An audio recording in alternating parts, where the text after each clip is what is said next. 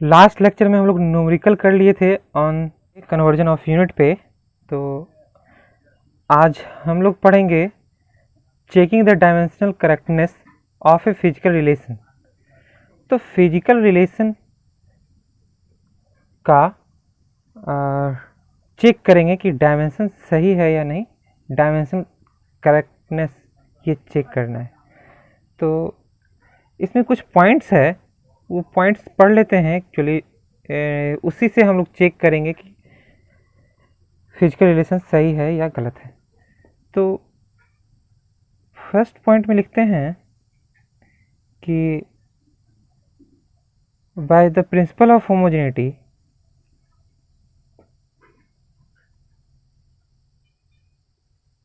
principle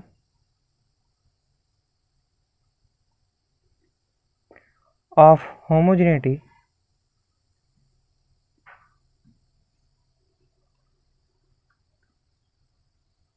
we can add, subtract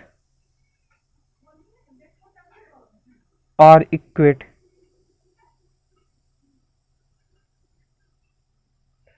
only those quantities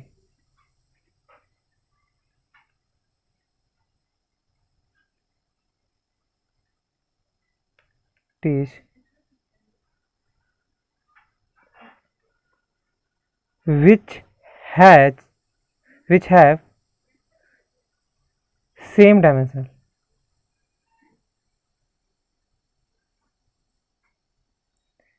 ठीक है, तो अगर कोई फिजिकल क्वांटिटी का को ऐड किया गया है या सब्सट्रैक्ट किया गया है या फिर इक्वेट किया गया है जिसका डायमेंशन अलग अलग है, तो वो इनकरेक्ट होगा, है ना। तो उसी को हम लोग ऐड कर सकते हैं, सब्सट्रैक्ट कर सकते हैं जो सेम हो। तो इससे हम लोग चेक कर सकते हैं कि वो सही है या नहीं है।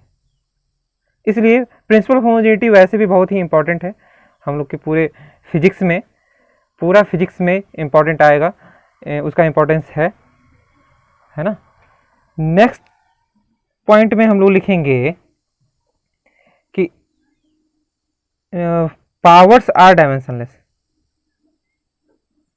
Powers are dimensionless. ठीक है, पावर्स आर डायमेंशनलेस, या ऐसे कह सकते हैं पावर्स आर ऑलवेज डायमेंशनलेस। हमेशा डायमेंशनलेस ही होता है पावर। इसके बारे में हम लोग समझते हैं। अब ये तो पूरा हम लोग पढ़ चुके हैं पहले भी, प्रिंसिपल ऑफ होमोजेनिटी। तो पावर्स आर डायमेंशनलेस, तो एग्जांपल में देखो, जैसे x to the power a दिया हुआ है, तो here a is dimensionless.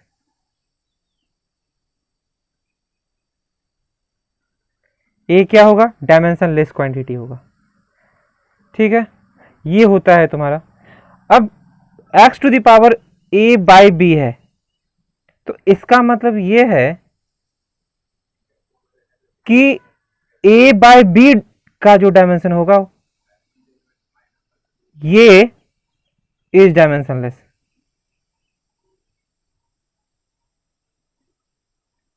Ratio जो होगा वो डायमेंशनलेस होगा a बाई b का, या a का डायमेंशन बाय b का डायमेंशन जो है दोनों मिलकर डायमेंशनलेस होगा।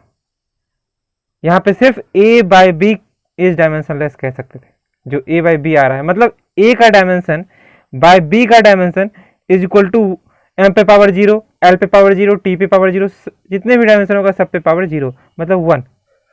तो दिस इंप्लाइज a का डायमेंशन इक्वल टू b का डायमेंशन। इसका मतलब ये हो गया कि a का डायमेंशन और b का डायमेंशन बराबर है। ठीक है, ये नहीं कह सकते हैं कि a डायमेंशनलेस होगा और b भी डायमेंशनलेस होगा। हो भी सकता है a भी डायमेंशनलेस होगा तो दोनों डायमेंशनलेस हो जाएगा, क्योंकि देखो दोनों डायमेंशनलेस, ये डायमेंशनलेस तो ये भी डायमेंशनलेस, या इसका डायमेंशन l है तो इसका भी डायमेंशन l है, ये अगर मास है तो ये भी मास होगा। तो जो भी होगा बराबर होगा।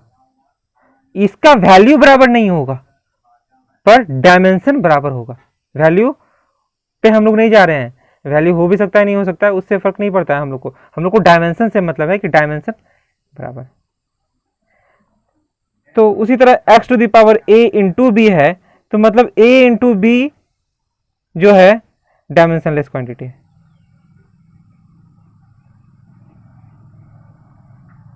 a into b is dimensionless.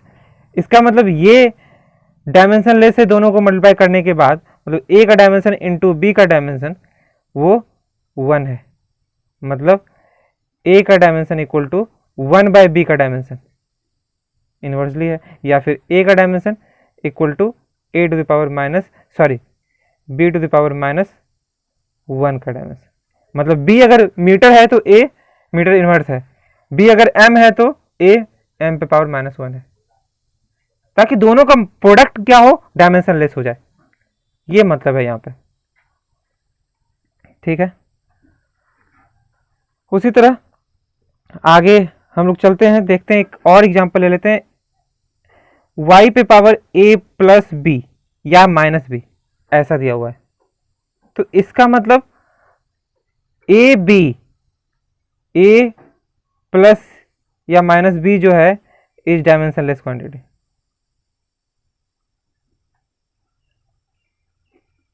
ये डायमेंशनलेस होगा, है ना। तो ये डायमेंशनलेस है, तो a प्लस या माइनस जो भी है वो b का डायमेंशन 1 है। मतलब ऐसा हम लोग का यहाँ पे वैल्यू आ रहा है जैसे कि a और b दोनों को ऐड करने पे डायमेंशनलेस क्वांटिटी होना चाहिए, तो ऐड उसी को कर सकते हैं जिसका डायमेंशन बराबर है। तो a का डायमेंशन इक्वल टू b का डायमेंशन, है ना, और बराबर है, और दोनों को ऐड करने पे डायमेंशन लेस आना चाहिए, मतलब दोनों डायमेंशन लेस होगा।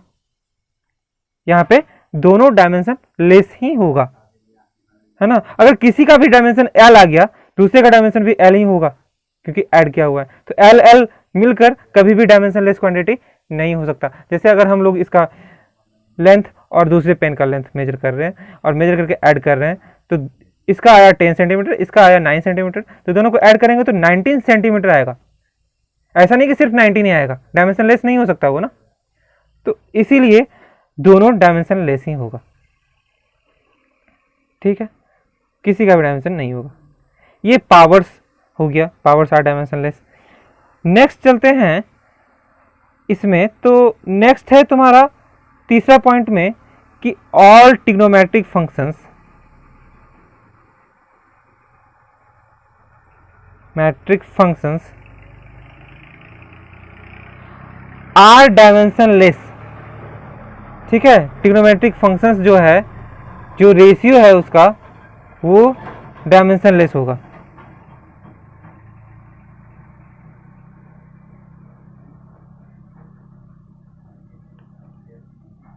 ठीक है, all trigonometric functions are dimensionless. Trigonometric function में क्या आ गया तुम्हारा, साइन, कॉस, टेन, सेक, ये सब वैल्यू आ जाएगा। साइन थीटा एग्जाम्पल में, cos theta, sec theta, tan theta, या जो भी और भी वैल्यू जो भी है सब डायमेंशनलेस है। तो इसी तरह जैसे साइन ए लिखा हुआ है, तो यहां पे ए जो है डायमेंशनलेस है,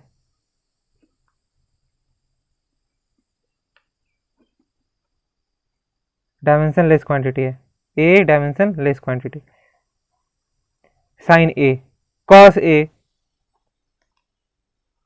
कॉस ए बाई बी, है ना, तो ए बाई बी जो आ गया वो भी dimension less,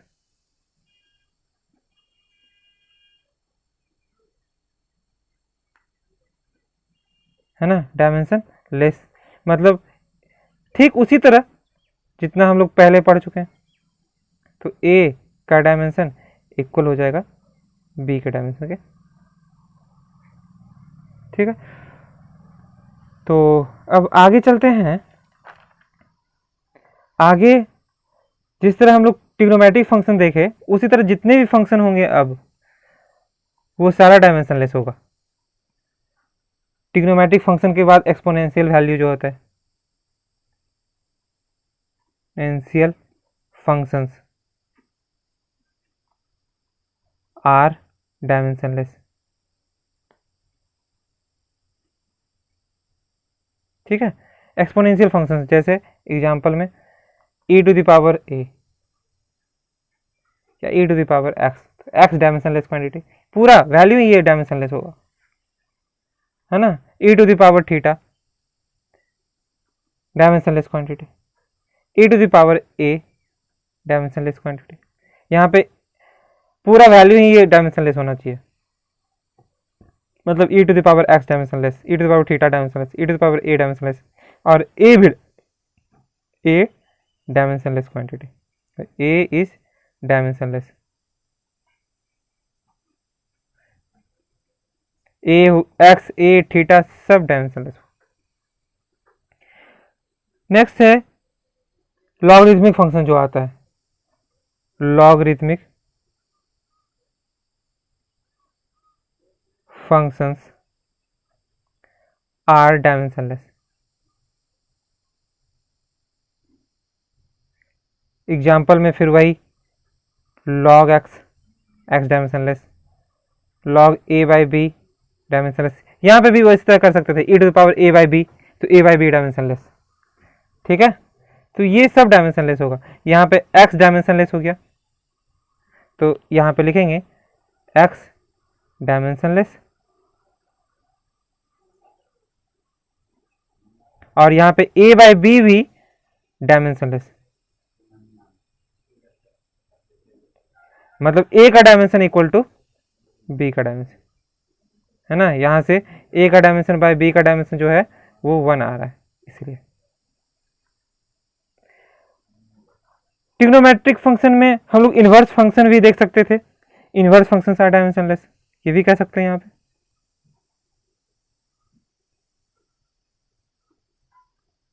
functions are dimensionless,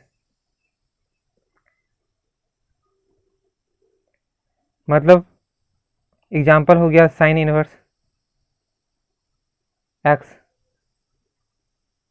cosec inverse a, cot inverse a by b, ये सब। तो यहाँ पे x डायमेंशनलेस होगा, x a इज डायमेंशनलेस। अच्छा, यहाँ पे a अलग हो जाएगा, जैसे यहाँ पे c बाई बी ले लो। ठीक है, तो c बाई बी यहाँ पे कहेंगे c by b is dimensionless,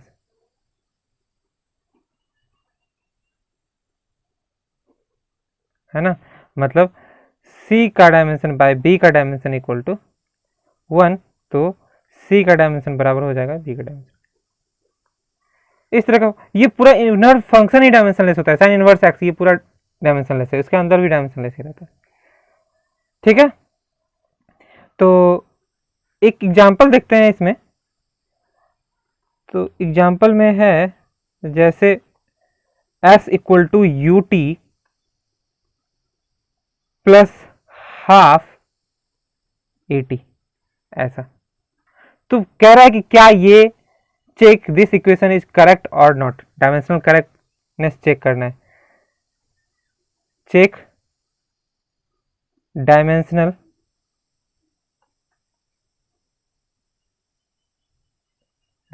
correctness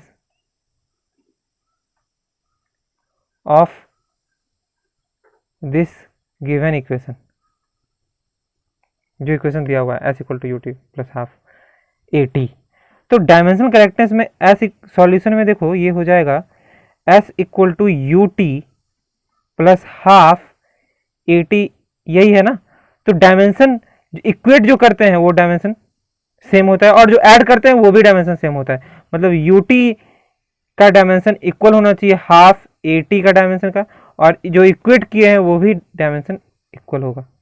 और हम लोग को पता है एस क्या होता है, एस होता है डिस्टेंस या डिस्प्लेसमेंट यहाँ पे कहेंगे, है ना। और u हो गया वेलोसिटी, इनिशियल वेलोसिटी होता है, a हो गया एक्सेलरेशन, और t हो गया टाइम, ये रहता है।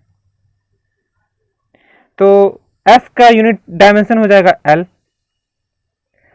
और u का डायमेंशन वेलोसिटी है l t to the power -1 और इनटू t का भी t टाइम हो गया, टाइम का t इक्वल होना चाहिए 1/2 का डायमेंशन नहीं होता है कुछ भी, कांस्टेंट टर्म है उसको हट जाएगा वो, और a का dimension l t to the power -2 और t का t टाइम का t। तो यहाँ से t कैंसिल, यहाँ से भी एक t कैंसिल हो जाएगा, तो ये हो जाएगा l इक्वल टू ये l हो जाएगा सिर्फ, और यहाँ पे l t to the power -1 बच जाएगा। जो ये इक्वल नहीं है, इक्वल नहीं है तो ये डायमेंशनल इनकरेक्ट है। तो लिखेंगे the above equation, the above relation या इक्वेशन इज डायमेंशनली